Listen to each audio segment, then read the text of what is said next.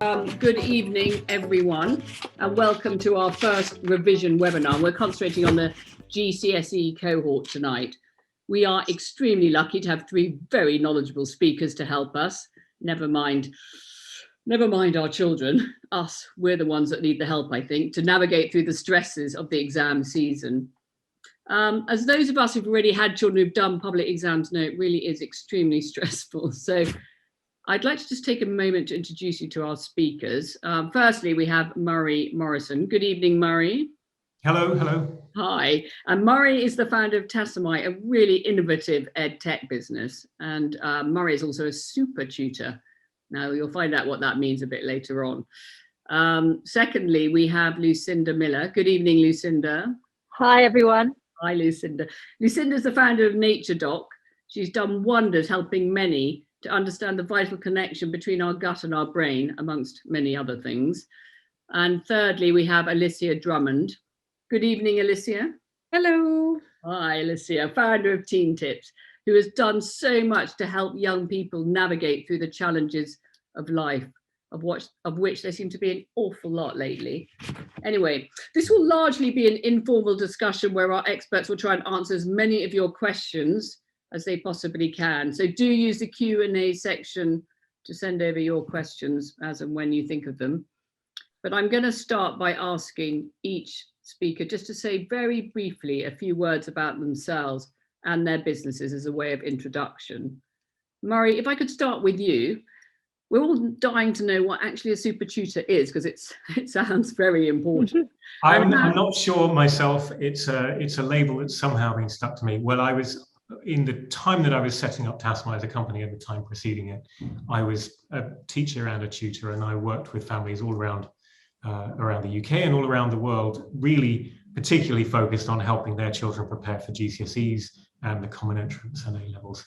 And so I suppose you get the title of super tutor once you've spent a number of weeks in the Caribbean. I'm not entirely sure, but how nice. Fortunately enough, my experience at least led me to really, I think, understand how revision can be done and done well for maximum success and minimum stress. And that's what I tried to build into the software program I developed over the years. And I don't do any tutoring now, except what I do through the software, actually. So I don't know whether I can hold on to that title anymore. Well, it sounds very glamorous, I have to say. Lucinda, you mentioned when we were chatting earlier that you're getting more and more parents ringing you up about their children who are doing exams, especially now that they've just done their mocks. Tell us about NatureDoc and why you set it up. So yes, I set up NatureDoc over 20 years ago, and we've got a team of 19 practitioners who are dotted around the country, specialising in women's and children's health. But my sort of primary passion is helping kids really optimise their brain function. So we look after a lot of kids with neurodiversity, so dyslexia, dyspraxia, ADHD, etc. And some of those, of course, are really struggling to do public exams. That can really sort of add an extra layer. But equally, I've seen kids who are very high achievers, and I just think the trouble is with mocks is sometimes you don't do quite as well as expected, and that can give you a big sort of wake-up call. And some people really rise to that occasion, and sort of work harder, but others really get overwhelmed by it and feel they'll never get there, even though they probably will because their teachers believe in them. But often there is a crash at that point, and this is where the sort of anxiety goes up and so forth, and they're not sleeping, or sometimes they really do freeze and they end up at home. So I've got a number of people, kids I'm looking after at the moment who are stuck at home, and we're trying to sort of rebuild the pieces and get them more confident to get back to school. And slowly they are, but it takes time. Yes, so it is a very challenging time. Alicia, shall we move on to you? This is the first time in 2 years that children have sat proper public exams, which in itself seems to add to the pressure, I have to say. Why did you set up Teen Tips? And do you think that more than ever, kids need support from us?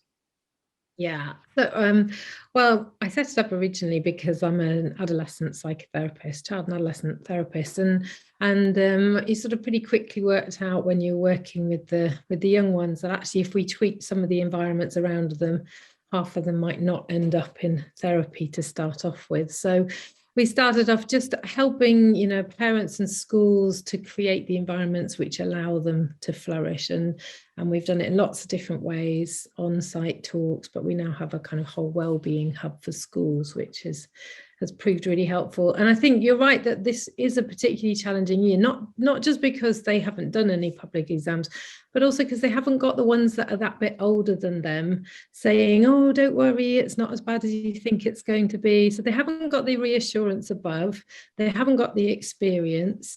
That, some of the, I know one of my nieces doing some exams and she said, well, they've sort of limited it in this way, but that does make it easier. And so I think it's also that fear of the unknown. And I think when we don't know what's going to happen, it makes us all feel more jumpy. So it's not surprising that we've seen levels of anxiety and actually eating disorders have shot up over the last few months. And well, I actually hadn't thought about that peer thing, looking up to the cohort above you. That's actually an interesting idea. I hadn't thought about that.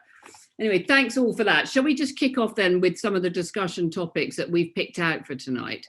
So I thought we should look at what is our role as parents when it comes to the exams, or do we have a role at all? So I'll it's up, tell us what you think.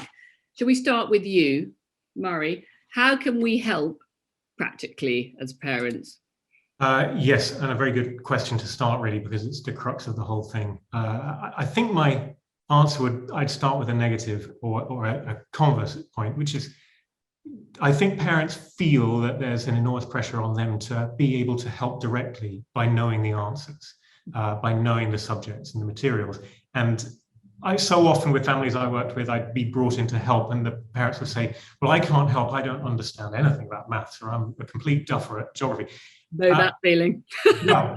And I think what parents must see their role as is purely about supporting rather than having all the answers themselves. And I think where, it's maybe a generalization, but I would suspect that most of us would find that where our teenagers are less capable and we are more capable is in the skills of organization and planning and project management. Probably something that most of us do in our day-to-day lives, and our teenagers are probably pretty useless at. So I think the first thing as a parent to think about as you run towards exam season is to think about how you can help them come up with a plan, support that plan, and make that sort of organization part the contribution you make. Within a framework like that, you can then be very supportive and collaborative and avoid those kind of head-to-head arguments about, I don't think you've done enough work, I think I've done too much work. If you can support in the organization, I think that's the real key to building a supportive framework for the months that lie ahead. Okay, that's a very good tip. And so if we bring you in here, Alicia, obviously when children are about to do exams, even a few months before, I mean, their body has a reaction to that event that they're going to be, that's going to happen to them in a few months' time. What is the science behind that? What's going on, and what can we do? Well, basically, you're looking at the kind of anxiety, which is part of the fight or flight response. And I think what is really, really important for everybody to understand is that it's perfectly normal to feel anxious going into an exam. And in fact, it's a good thing.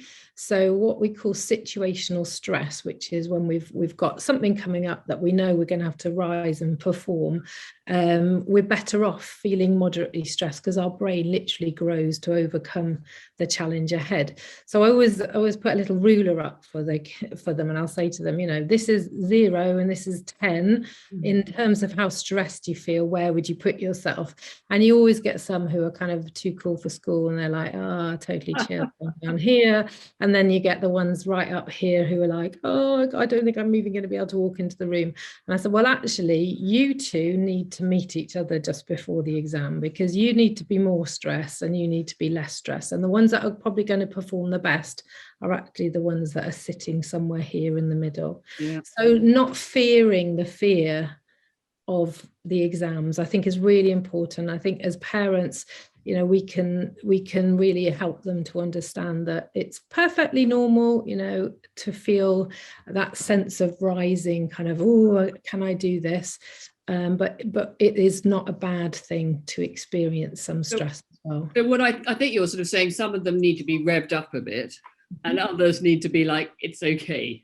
And it's usually catching, you know, if I feel stressed, it's like I've got this ball and I'm holding it and I throw it at you and suddenly, ooh, I've got it. So actually, because it's very transferable, if you put the really stressed ones with the not so stressed ones, actually they have quite a good impact on each other. So getting your child to think about, you know, before you go into an exam, who should you be hanging out with? Because if you're hanging out with the ones that are as stressed or more stressed than you are, then you're not going to be doing yourself any favors. Yeah, because it's catching, and some of you need to catch it and some of you really don't. So work it out, because it will pay you big time going forwards. Okay, so we should be asking our children where they are on this ruler. Yes. Okay, good tip. Right, and Lucinda, can we bring you in as well? Because I think there is increasingly people do think, oh, we need to take supplements, vitamins. The children do get very run down during this period, don't they? Absolutely. I mean, the two most important nutrients really for brain power, one is omega-3, which is from fatty fish, so things like salmon, trout, mackerel, etc. The trouble is, at most schools, whether it's a day school or a boarding school, that's not part of the normal school food. It might just be in a salad bar, but they don't provide that. So at the weekends, or if you're cooking them supper at home, then I'd try and get in as much oily fish as possible. And if they're at a school where, like they're boarding, then maybe omega-3. And one of the signs that they need more omega-3 is that they have like a chicken skin at the top of their arms. It's almost like slightly sort of red raised spots. You can often see it on the face as well. So that's quite a good sign that they need more omega-3. And it's super important for regulating both your sort of fight or flight response, your gut health, as well as your brain health. So it's a bit of everything, really. And then another one, which I just think is so important for so many kids, is something called magnesium. And magnesium is a sort of natural, mellow kind of mineral. It helps sleep more deeply. So many kids do so much sport, so a lot of them are getting lots of injuries and so forth. And so if they're the sort of child that's always getting injuries, twisting ankles, etc., quite stressed, quite tight, and isn't sleeping terribly well, then magnesium is a really good one to put in. And those are sort of two that I would put in as supplements if they're not getting enough out of food. And is there some sort of psychological impact here as well? The fact that they feel like if they're taking something, it must be helping them as well as actually helping them? I suspect there will be a degree of placebo effect, but when you look at the research, in terms of what these two nutrients do to the brain, then you'll know that it is making some effect on how they're, as I said, on the quality of sleep, on that cognition, on that focus. Okay, so it's and a magnesium. We need to remember those two. Magnesium-rich foods are things like, dark chocolate, lots of green veg, nuts and seeds. Now, obviously at boarding schools, you can't have nuts necessarily. They don't do many greens. So they often have milk chocolate rather than dark chocolate. So you can see why they're not necessarily getting enough at schools as well. And that's a factor to consider. Okay, that's very interesting. So if we sort of go on now to the next topic, which we've put down as being procrastination, because it does actually make me laugh, this topic, because I have definitely heard it from my own children when they say, "Don't worry, Mum, I've got it covered," or "I'm doing so much more than anyone else," which you're looking at them going, "I just can't believe that for one moment," but they do all say it at some point, I'm sure. Alicia, what do we do in those circumstances when they're adamant? They literally are adamant that they have done enough. Well, I think that sometimes we have to believe them, actually, and give them the credit that they know what they're doing. I think often, we need to show some faith in our children, because if we don't believe in them, then how are they going to be able to believe in themselves? So I don't think we should always dismiss out of hand.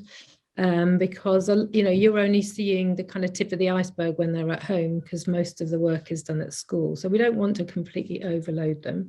I think we also have to recognize that actually for most of us, there's quite a big gap between what we want to do, what we should do, and actually getting it done. And that's called resistance.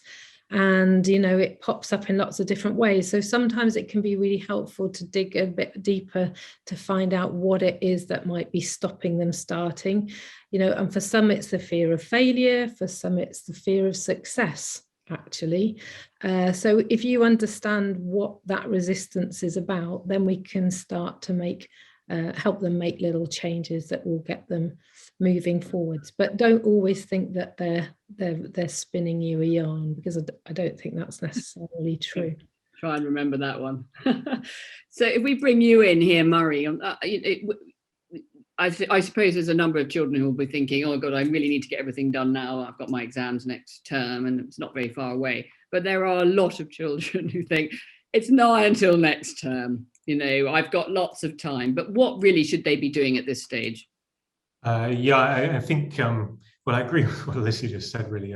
There's in my experience, there's this enormous task ahead, and there's a certain fear that brings, which for some people means they kind of just try not to acknowledge it at all.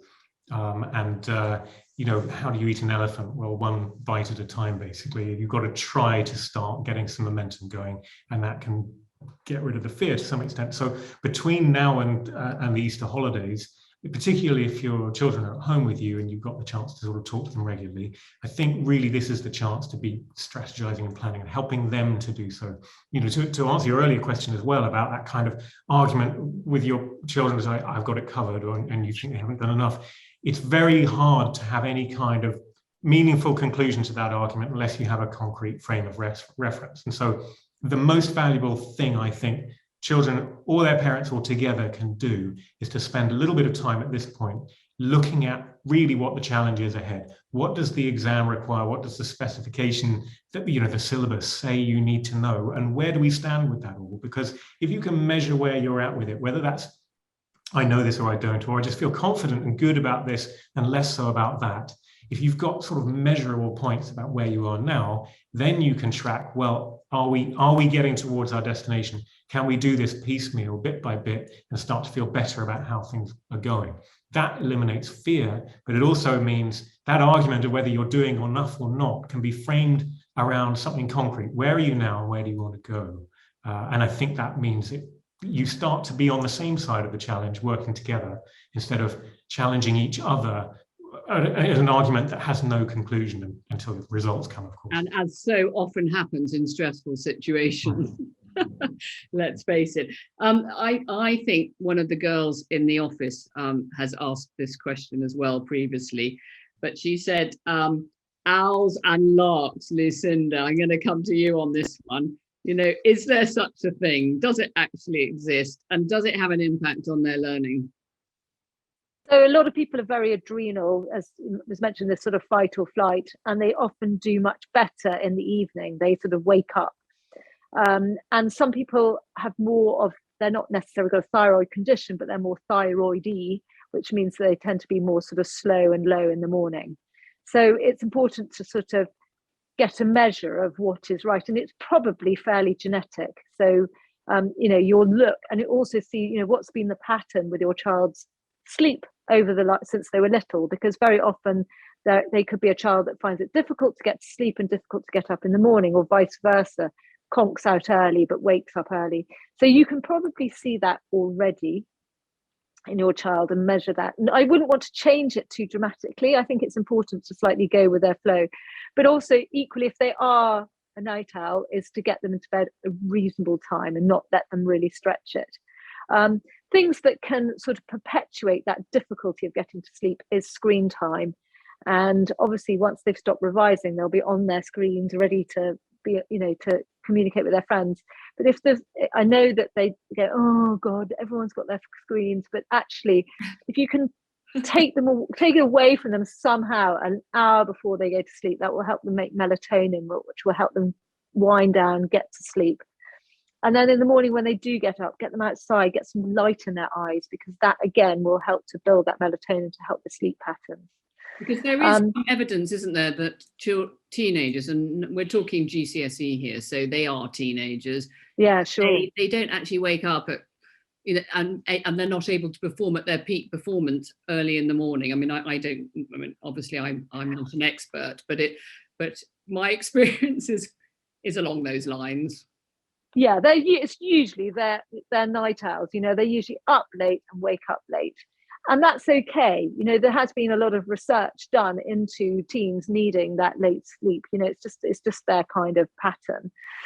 But what I would avoid is if they're really, really kind of depending on lots of coffee and tea, then that might be disrupting them getting to sleep, because it can stay in the system for up to 12 hours. Okay. So yeah, if they do want a cup of tea or coffee, have it before midday. So that might incentivize them to get up before neighbours start. Oh, yes, that's a good idea. We've got a question that's come in here saying, how do you do timetabling, etc., without making home a stressful place? That's actually a very good question, especially those ones who are at boarding school, because when you come home, you want them obviously to, to have a relaxing time. So Murray, maybe that's for you, I think. Yes, I suspect that's a direct rebuttal to my idea of like, well, let's get all these syllabuses out and do the planning together. I know it's wishful thinking. Well, I mean, to be honest, that's what I used to try to work with my students to do, and with their parents to try and set up that parallel. But it's a lot of work. It does pay off if you can do it, but it's not always practical. The honest answer is, this is why I built Tassomai as an app. It actually is Greek for I organize myself. It's meant to be a very good stand-in, a proxy for doing all that legwork and planning if you don't have the time or the access or the patience, frankly, to do it all. If you get your child set up on doing that as a day-to-day quizzing and practice program, it does all that diagnosis for you, and it shows you as a parent exactly where the gaps are forming. So that's a good way of going about it. But there are lots of ways to do that, to encourage your child to do some practice themselves and build up. Once they've got the idea of doing a little bit of practice and revision, if you're in dialogue with them, even if it's over the phone on a weekly call, if you can get them to talk about where they're struggling, where they need the help, that's a way that you can start to build up a picture of, right, where does the focus need to be when they're home for the holidays. And interestingly, does that, what did you say it stood for? I organize myself. Does that also mean that later in life that helps them organize themselves generally, or do you find that just works for their schoolwork, or have you not had much feedback on that yet?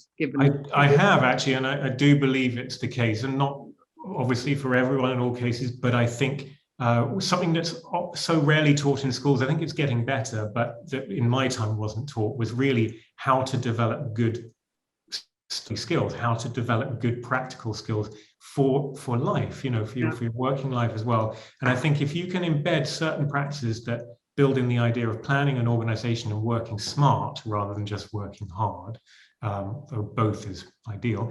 If you can build those ideas in at a young age, those are habits that stick. So yeah, I do think this kind of thing can be propagated into future life, can really help. Yeah. I was going to chip in there. I remember listening to somebody doing a lecture. It was actually a teacher in a school, and he was doing a lecture about effective revision. And he said that one of the big mistakes that most people make is that they revise things they already know.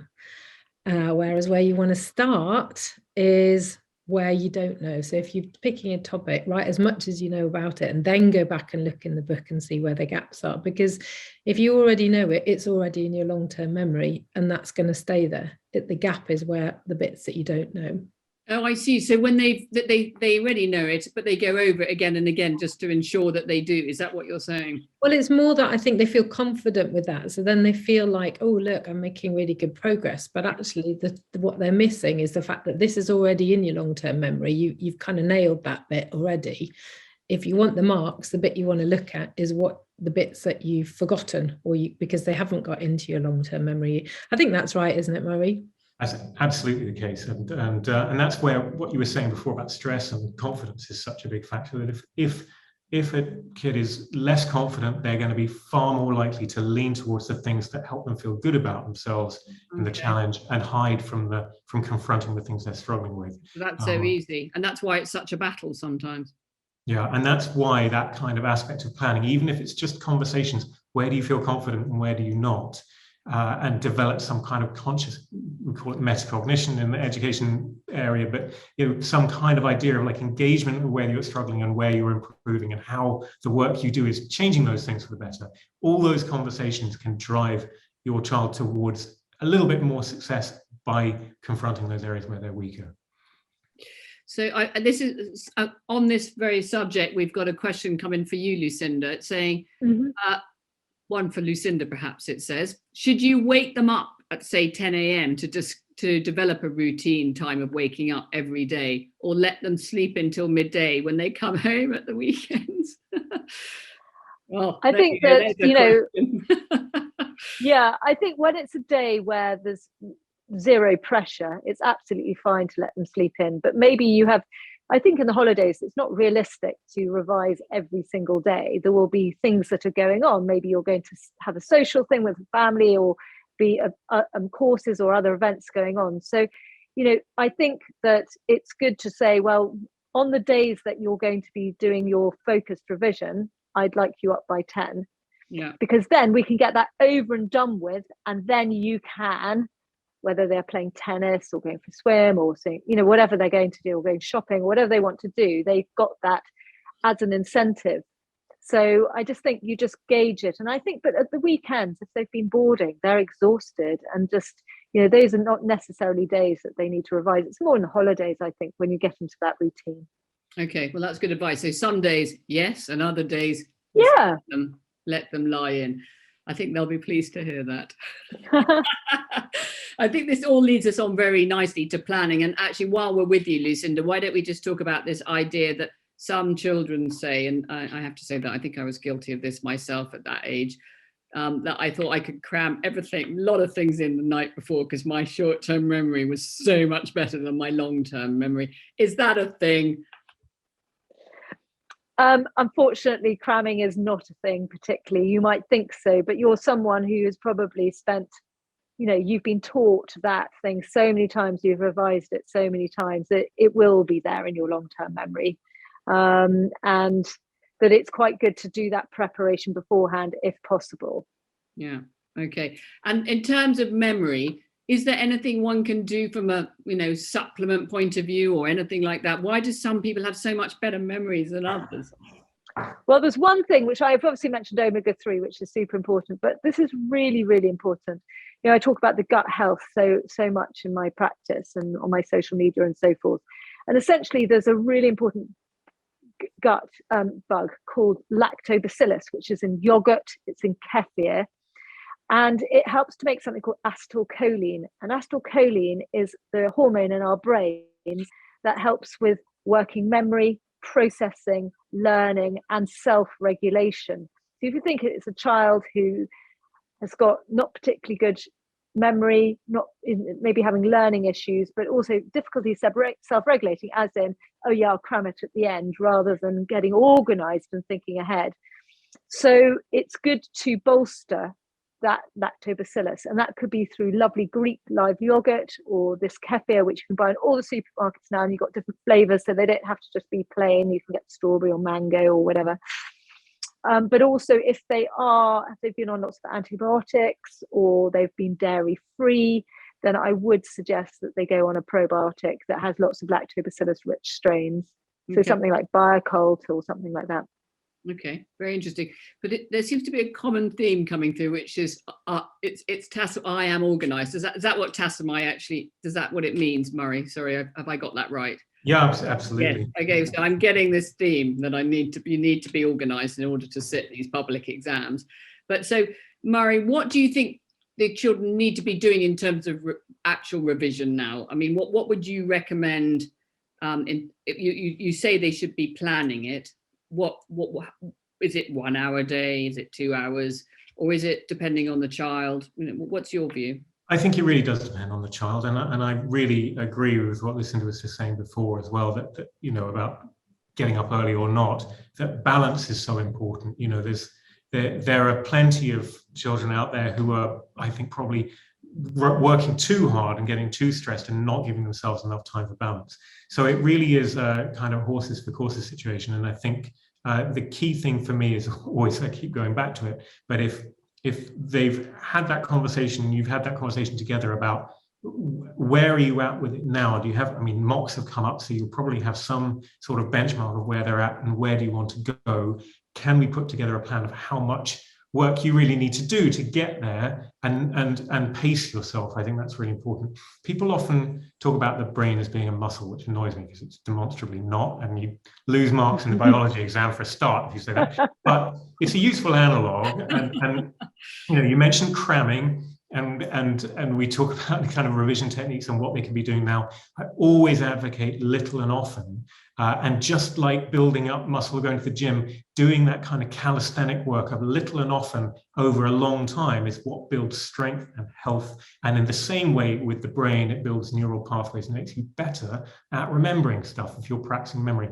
Schools are cottoning onto this quite a lot now and building in more kind of retrieval practice into their day-to-day. So don't cram because you'll tear that muscle, but instead little and often, and think of the longitudinal view. And I think then they will get a very clear idea of whether they're doing enough and whether they're getting there, especially if you're kind of having those constant conversations about how are you feeling about this? Are we getting where we need to go? Okay. Now, Lucinda, some people are concerned about some of the supplements that you just mentioned. They're saying they don't know how to spell them. So I'm going to, at the end, you might get a few emails asking you how to spell them because I haven't got a clue. Oh, that's totally okay. And I can send them links to the ones to buy and things like that. So I'm thinking we won't use this as a spelling lesson just at this moment. I don't even know how to pronounce them to ask you to spell them. So that would be hopeless. Okay. Well, we've all got spell check now, so that's okay. That's why, as adults, we don't need to spell anymore. True. Right. So I think that the next topic is actually a very important topic. It's sort of when to step in. So, you know, that there's anxiety and then there's anxiety. And they're very different things, I think. What do you think, Alicia? When should a parent step in? I think you've got to be looking at your child because you know them best. There's actually a question which ties in with this, which is in the Q&A, and it says modern teens seem to have very high standards for themselves. How do you best parent to manage their expectations? So you've got the ones that, you know, if you've worked out what the resistance is, i.e. what is it that's stopping them being able to move forward. So we might have to step in on that level. You know, if it's a fear of failure, then we need to be exploring what that actually means. If the anxiety levels are going up and they're starting to just sort of give up, stop doing the things that they would normally enjoy, not wanting to socialize, and you can see that the level is getting to a point where really it's become unhelpful, because if you let that response get too heightened, then you can't take in information anyway, because you're not using your prefrontal cortex, your thinking brain, you're using your limbic brain, and it's not designed to be working hard. You know, it's like why when we have an argument and afterwards you think, oh damn it, I wish I'd thought of saying that. You didn't have access to that higher level thinking. So we don't want to be trying to operate, you know, we don't want to be trying to take in memory from the limbic brain. So if the anxiety levels are going up and up, then there's lots and lots of things that we can do to help. There's an amazing app actually called Clear Fear, which I always suggest, because it's something that you can do. You know, they can have it on their phone and use it when they start to feel like they're becoming too anxious. So in terms of stepping in as a parent, you know your child best. So it's thinking about how different are they from their normal? How long have they been different from their normal? How often are you seeing the symptoms? How severe are the symptoms? And if you've kind of thinking this has really been going on for more than 3 weeks, then it's time to perhaps look at stepping in and maybe getting a doctor's appointment, or having a chat with your school counsellor or the pastoral lead in school, because it just becomes counterintuitive if we let it go on for too long.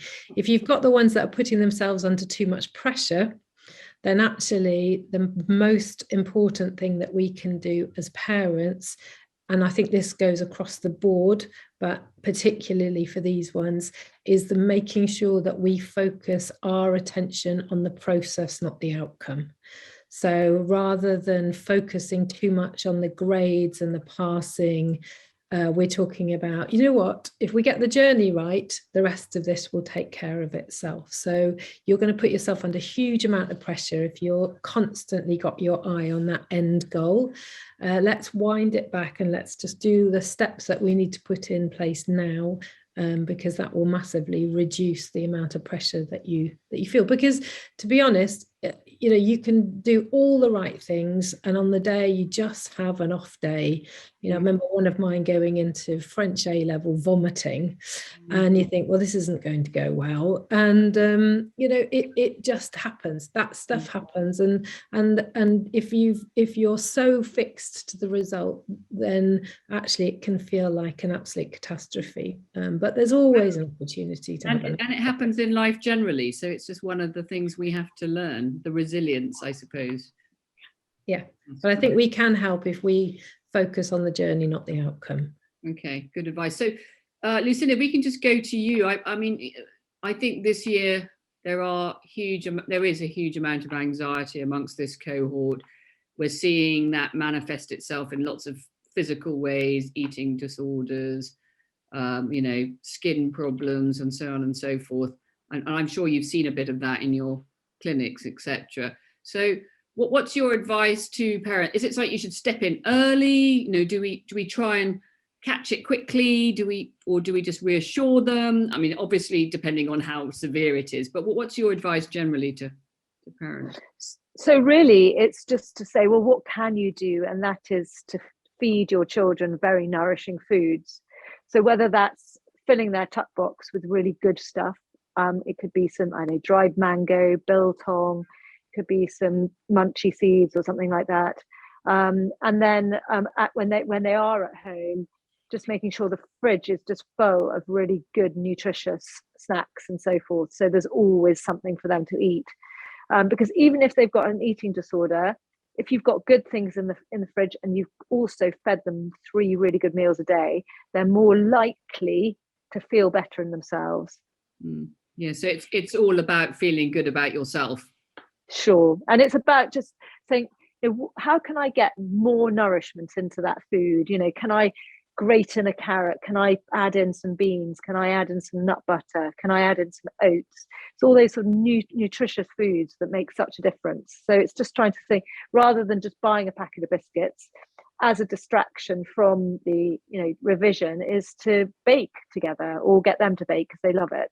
Yeah. And if you've got good quality ingredients, then that's so much better than eating a packet of Oreos or whatever instead. Okay, so there's the one of the questions is, do we think that these schools are actually doing enough to help the children with revision skills? Murray, I know you work in the private and the state sector, but what's your general feeling on are the schools helping enough? I mean, what we're talking about here is many other aspects to it, the mental health aspect and their nutrition, but generally from an academic perspective. Generally speaking, I think they're doing a lot better than they used to. There's been a real change in attitude in the teaching community about the science of learning, the science of education, whereas previously it was all about the delivery of the lesson from the front of the room and setting prep and marking it. There's much more thought going into now what are the more effective ways of helping students to embed knowledge. So they talk a lot about retrieval practice and low stakes quizzing and those sides of things. And that really is key to successful revision, successful practice, and particularly if hopefully your children's schools, you're seeing this happening or hearing this happening, there's lots more emphasis on regular practice and pop quizzes and testing to help the children kind of really embed the knowledge so that they can scaffold on it and build on from that. So yeah, I do think generally it's going a lot better now in terms of school provision than it used to. In my day, you were just sort of left with the textbook and told to disappear for a few weeks and come back when it's exam time. Yeah, well, I think that was probably all of our experience. Yeah. Anyway, so I've got a couple of questions here. So whether we've done that, what do you do if your child thinks they've done enough? So Murray, when to step in, how do you identify knowledge gaps? I'm getting a question here about that. Well, the short glib answer is really to try to find a way to help your child identify their own knowledge gaps. And the most effective way for anyone to revise and make that knowledge stick is really through self-quizzing.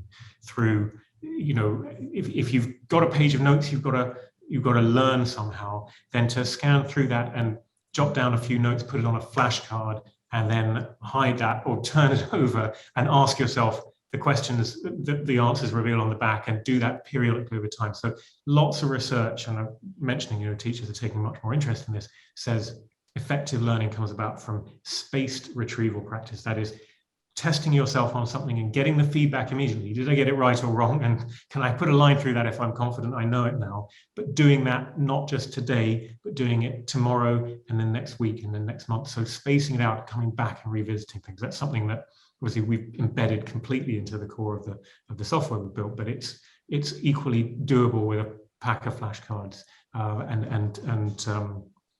So that I think is key thing to identify knowledge gap. The other tip I would give, if you've got the time and energy and enough paper in your printer, is to go and find the exam specifications. You can just Google them, AQA, biology, separate science, whatever it is your child's doing, go and find those specifications. They're the most incredibly useful documents, and they give you 50 pages of irrelevant stuff, but they give you key in the middle, a list of the things your child is supposed to know, and you can find that document and go through it with them going, do you know that? Do you know that? And you'll find where the gaps are. And that's something you can do together and make it almost fun. I mean, it's the least unfun way of getting to the heart of where their gaps are. So those would be my two main tips. Let me ask you, and this is purely a selfish question because I have a lot of girls in my family, but when you talk about flashcards, I'm already getting a bit nervous because I don't know whether it's just my experience, but my girls, they do spend a lot of time writing things on flashcards and colouring it all in, even age 15, 16, and I'm thinking, okay, if we just spent this time actually learning it rather than writing it down and making it look all pretty, would that be more beneficial, or should you just let them do it the way they want to? No, I would intervene fairly early on technique. If anyone Googles it, there's a meta study on what works, a big study of lots of different revision practices by an American academic called something Dunlowski. I forget his first name. If you look up Dunlowski's, it came out about 10 years ago, and it sort of listed what works and what doesn't, and it's generally held to be absolutely the case. What absolutely doesn't work is colouring in your notes, and to a lesser extent, copying out your notes. It's a waste of time. We produced something with various collaboration experts, teachers, and so forth. We call it the GCSE Survival Guide. You can just download it from our website. That's got more detail on it, and on a lot of these techniques. But one of the things in there is to sort of look at the archetypes of learners. We sort of split them into 5 general types. And there's the ostrich who sticks their head in the sand and so on. Well, one of them is the bowerbird, the one that colors their nest in with lots of pretty things, but isn't actually doing much very useful. That's that sort of type of learner who will very happily spend a lot of time making their notes beautiful rather than making them effective. When I was taught to make notes, I was taught just a very simple thing: look at the information, and then from that, write down in your own words the thing you didn't know that was on the page, so that every exercise in copying out material is an exercise in distillation, taking from the 100 pages on the page, the 10-word thing you didn't know, and continually distilling it. Now that's practical use of your time. Coloring, throw away the colored pencils. It's a disaster. Right, I shall tell them. I've got GCSEs next year, so we'll definitely be stepping in from that. And I think, Alicia, just on this stepping in, it's quite difficult when your children are at boarding school and you see things going wrong. It's very hard to step in. What advice can you give parents?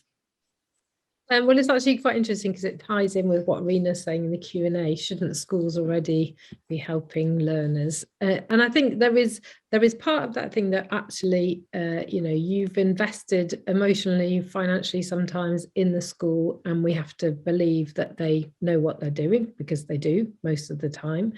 If you are worried about your child, rather than kind of storming up the ramparts and causing a drama, it's much more helpful to work collaboratively with your child, with the school. So ideally going in together, rather than going above them, so that they learn how to problem solve as we go through, but then engaging with the school and saying, look, we both think that this is perhaps not quite working, or we might need a bit of extra support here.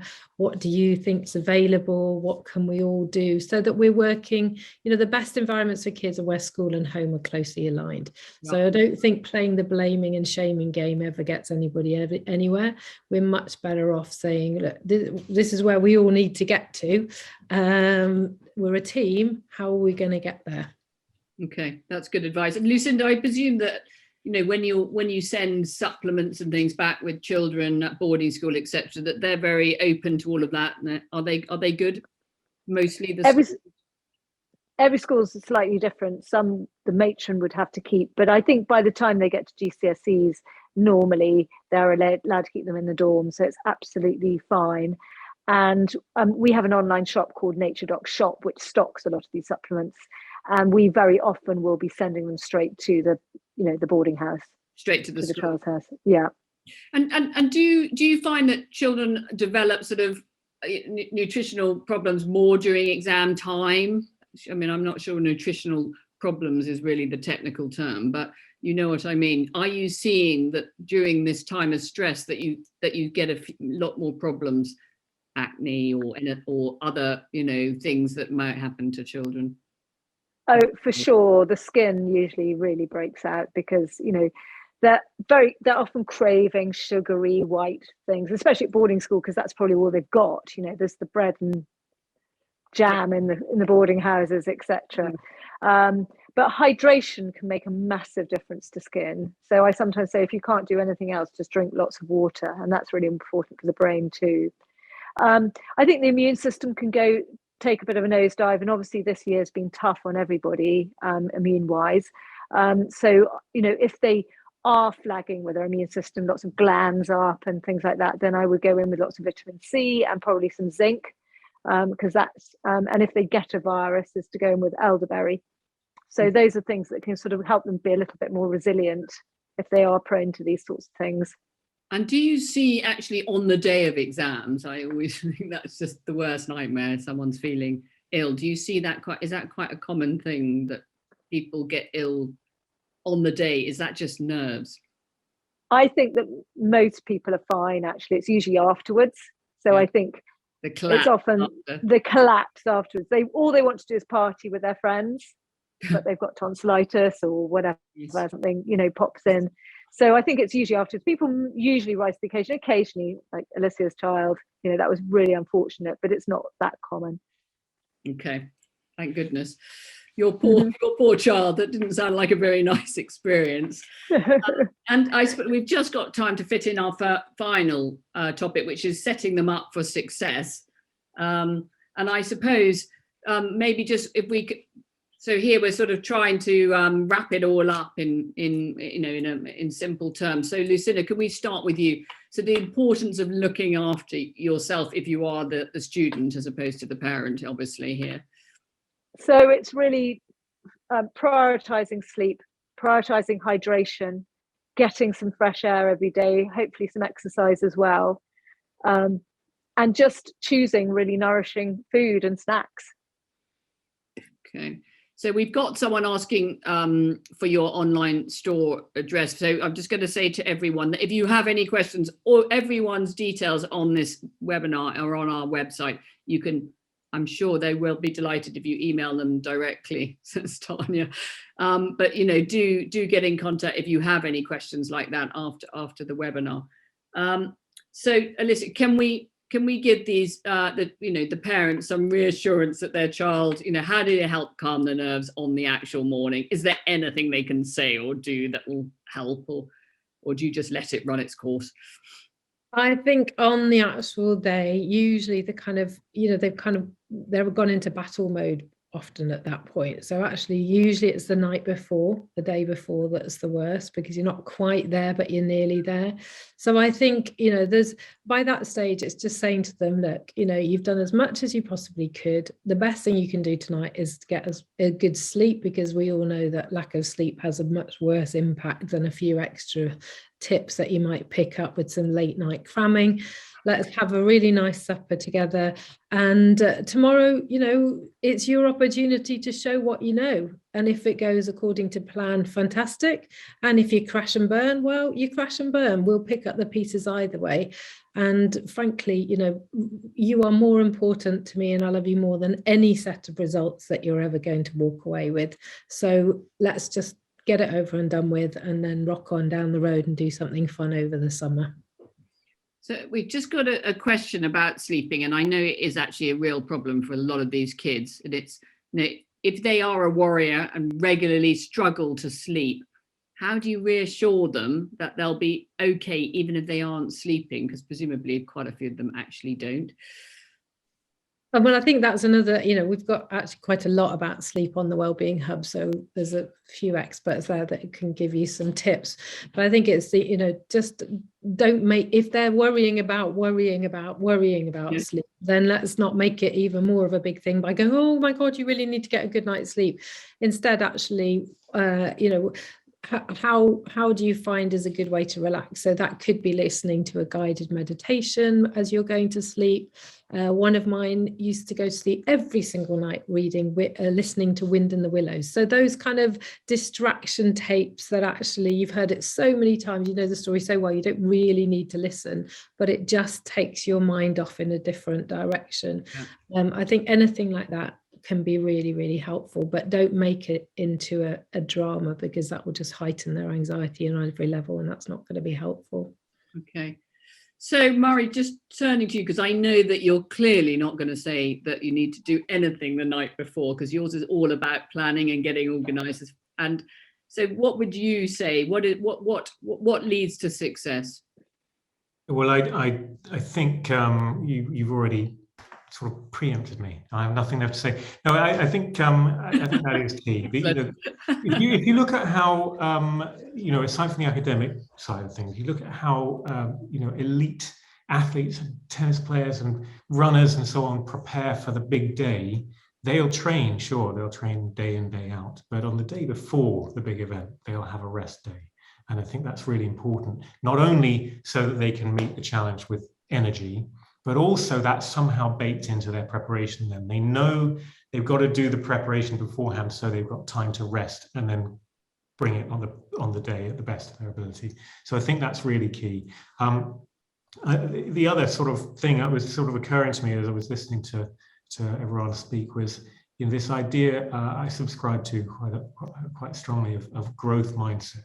The idea that that says, you know, if I, as a student, if I've done the work myself and I've incrementally gained and improved little by little, then the exciting thing is where I've got to and where I am and how much I've improved, not necessarily whether I meet this bar or that bar and I get a 9 or a 7 that's less important. What's important is that you've put in this effort, you've worked, you've improved a bit, you've improved a lot.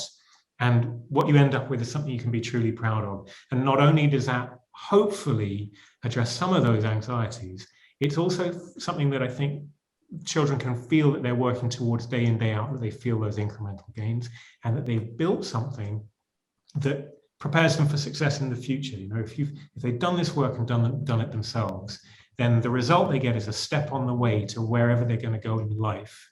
And they've done that themselves, they can feel truly proud of it. And I think that's a nice way of framing the challenge ahead.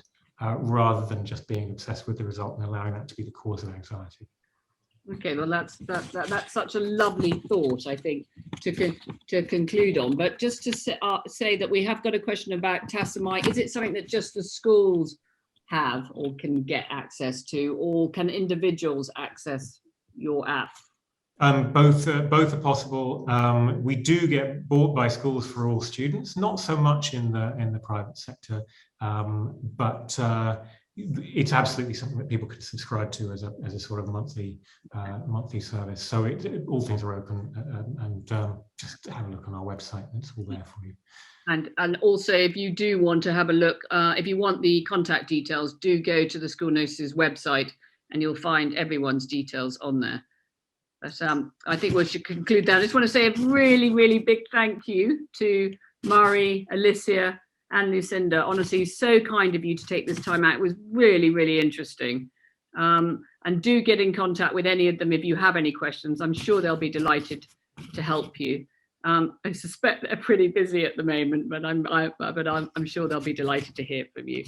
This webinar has been recorded, and will be available on our website in due course if you want to take another look, and we'll send it out in our newsletter to the rest of our members who weren't able to make it live. I just want to say thank you so much for coming. It was really lovely to hear what you had to say. I think it really helped us all to think about how we can help support our children during this very stressful time, and also in a very, very weird time for them, I think.